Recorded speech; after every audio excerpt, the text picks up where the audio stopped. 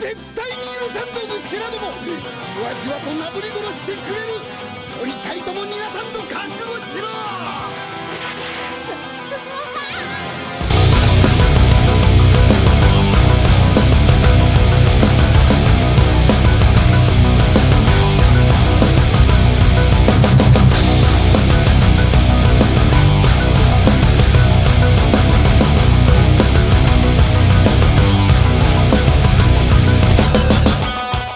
神が行えば善となることも、人が行えばこれ皆悪となり罪となるのだ。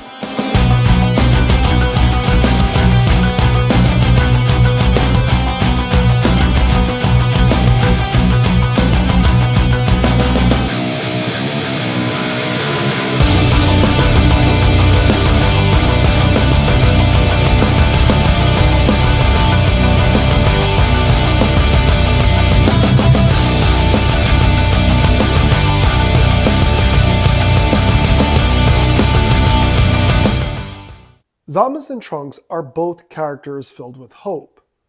Trunks, we all know, was the keeper of hope for mankind, which was bestowed upon him by his mother. Zamasu is shown to be a bright-eyed young Kaio, with aspirations of doing great things and bringing peace to the universe. Goas appears to him and offers him the chance to elevate to a higher position where he could now turn his hopes into reality. This tells us that Goasu saw something good in him. So where did things take a dark turn for Zamasu? Well, let's take a deep dive and find out. Zamasu よ、善と悪について考えたことはあるか？はい、常に。悪は滅ぶべきもの。善を栄えさせるには正義が必要だと。なるほど。しかし私はこう思う。正義とは善と悪にバランスをもたらすものだと。バランス？悪に揺れるなら、いかに踏みとどまり善の道を探すか。その探す行為が正義ではなかろうか。そのために神は人間に知恵を与えた。Now, with the addition of Daima to canon, we learn that all the Kaio are of a race called the Glind from Daima.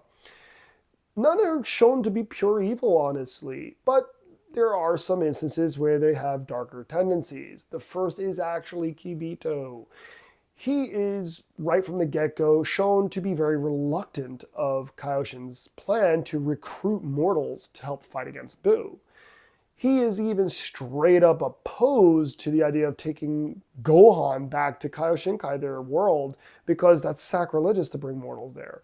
He is very anti-mortals. It's something that the manga touches a bit on, and when they're talking about any god that they know of that might not like humanity, immediately they say Kibito. You know, he doesn't like humanity. Even Kaioshin's like, yeah, you know, he's not too fond of them, you know, hinting that maybe he could be the bad guy before they knew about Zamasu. So I do think that that's the first example we get. Now, of course, on Daima itself, we meet Degasu and Arinis, and they are shown to be very selfish beings. I wouldn't say they're evil, but they're very selfish with their own ambitions. However, when we get to Zamasu, it's heavily implied that he was quite pure in the beginning, even being promoted to North Kai of his world, which is, of course, I think Toriyama, you know, a little nod basically, because the first Kaio we meet is North Kai. So I do think that's a cute little nod saying he was the North Kai of, you know, his universe. Now, we don't know where his disdain for humanity really originates, but it's heavily implied that on Daima, most of the beings there look down on humanity. And a lot of them, of course, are shown to even be surprised when they see how strong they've become.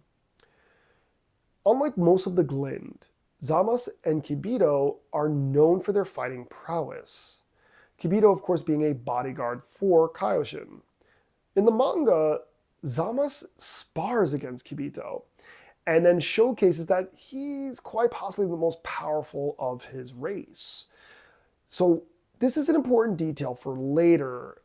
After that fight, everybody praises Zamasu, and he humbly says, nah, you know, Kaioshin, you and Kibito, you deserve the praise. You took out Majin Buu and saved all the universes from his reign of terror.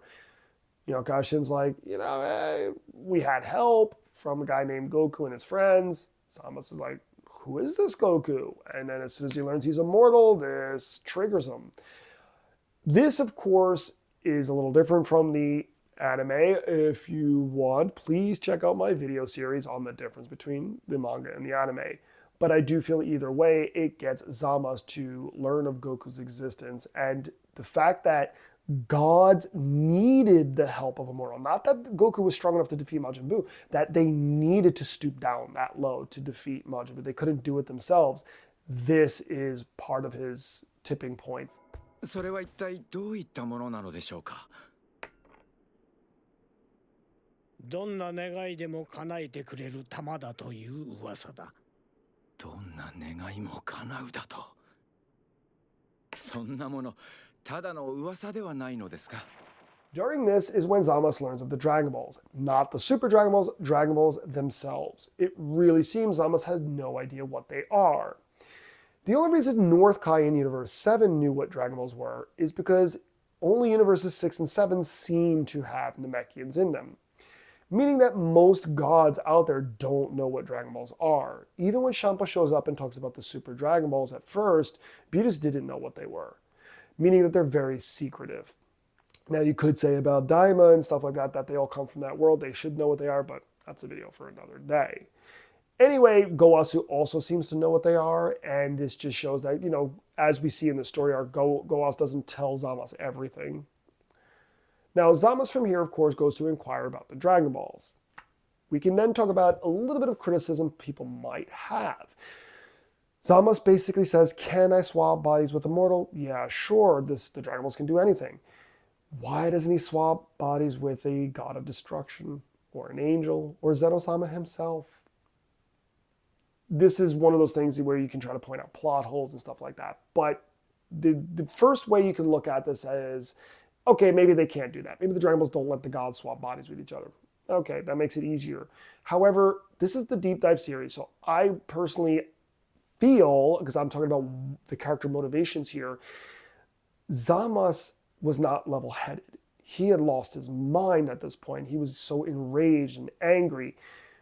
Goku, from his point of view, was a mortal who achieved the powers of a god and saved people. Goku saved the universe multiple times.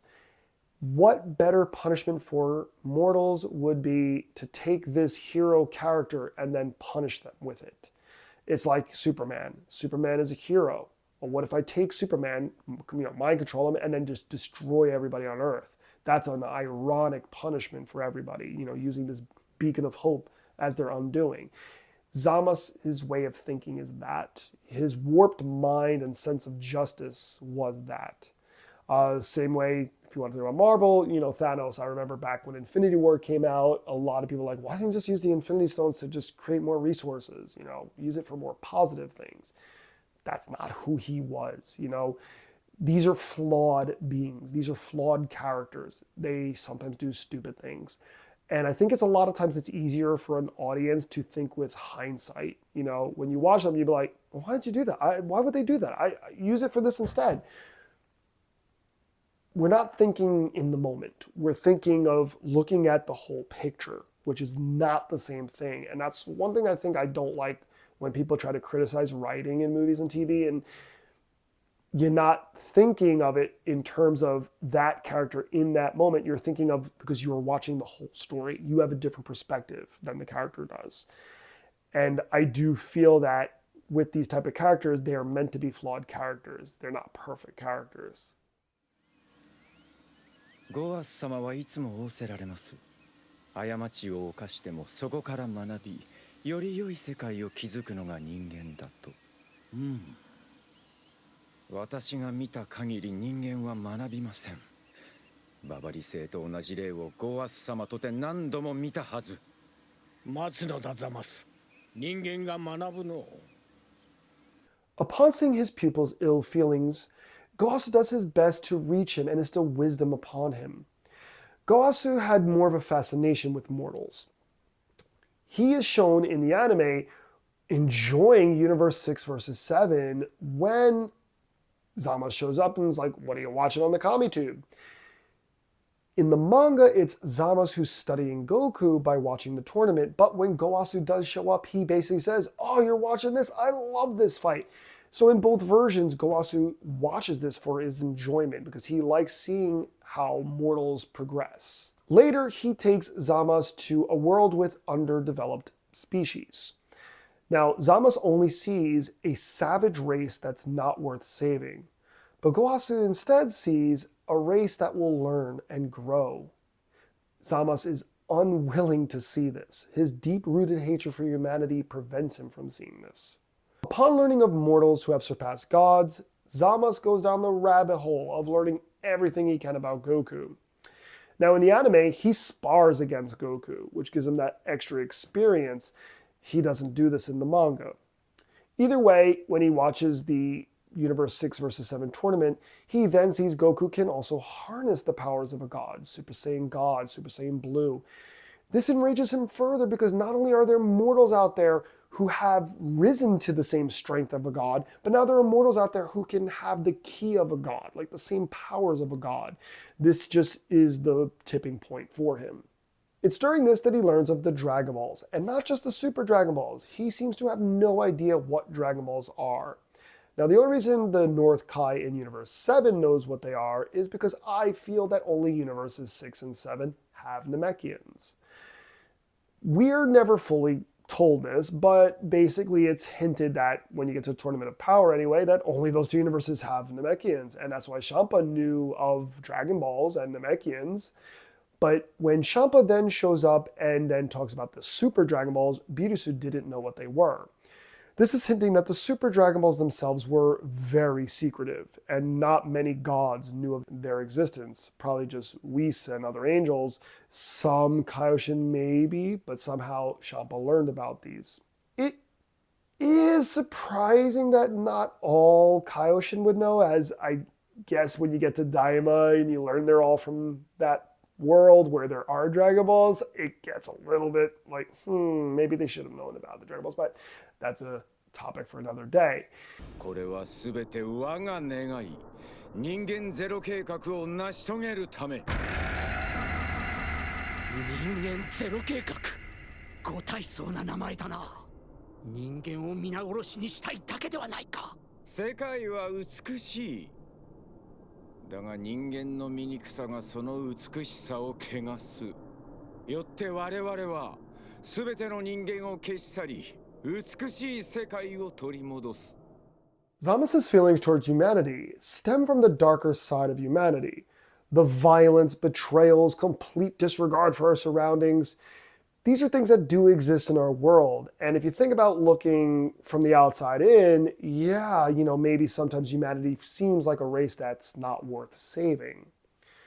In the anime, it's also revealed that he feels mortals are guilty of messing with time travel, something that even the gods are forbidden from doing.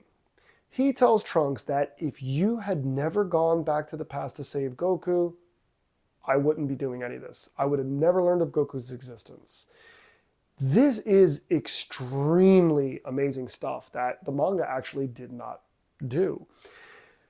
Yes, Bulma was right. She knew that sending Trunks back, there was a chance it wouldn't change their world, but she felt that at least there would be a world out there with Goku still in it, and that's a good thing. However, this story arc shows us one of the repercussions of that messing with time sometimes messes back, and that Zamasu now getting upset over Goku's existence, Goku then eventually surpassing, gods, is what triggered him. So I do think that this is something quite interesting. Thanks to Trunks, Zamasu seemingly had everything under his control. He had found a universe with no Beerus. He was able to kill the other Kaioshin and therefore all the gods of destruction with them. Unfortunately for him, Bulma would get the time machine up and running again. Trunks would go back in time to recruit his father and Goku, something Zamasu hadn't foreseen. This would be his undoing, not because Goku and Vegeta are too powerful. No, he actually, in both the manga and the anime, he defeats all of them. What defeats Zamasu is who Goku is, something I talk a lot about on this channel that I really like about Goku. Goku befriends all the gods he meets. Even the Grand Minister smiles and says that he's envious of his son Whis, that he is friends with such a being. Goku, of course, befriends Zeno-sama, the ruler of everything. That is who defeats Zamasu. So, why I love this story and why I think this is a fitting end for this character. He is not defeated by some fancy special attacks or some new power-ups. He is defeated by the heart of man. Something that he could never understand, something that Goasu tried to explain to him, tried to see that lesser beings have this amazing heart and will, and he was never able to see it, and that's his undoing. There is nothing more terrifying than someone who does evil but truly believes they're doing good. They often make complex and more interesting villains. Zamasu was a villain who was not only terrifyingly powerful, and who nearly succeeded in destroying everything, but he was also completely deaf to reason. He discarded any attachments he had, and the only person he could embrace was himself. Zamasu will forever be one of my favorite villains, because of just how insane he was. A god with good ambitions completely driven off the edge, defeated by mortals he hated so much. I hope you guys enjoyed this new deep dive. If there are any villains you want to see me talk about, drop a comment below. The next video will be the second episode in my At the Movie series. As always, like, subscribe, and share, and see you soon.